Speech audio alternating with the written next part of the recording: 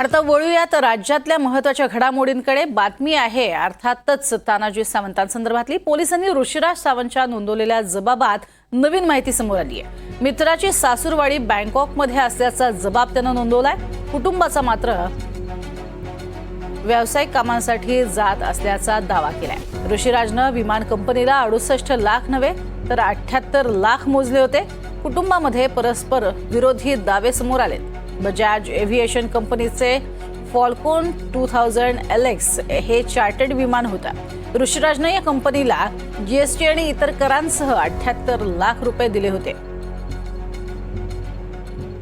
एकीकडे मित्राची सासूरवाडी असल्याचा जबाब दिलेला आहे आणि त्यासाठीच आम्ही चाललेलो होतो असं ऋषिराजने म्हटलेलं आहे।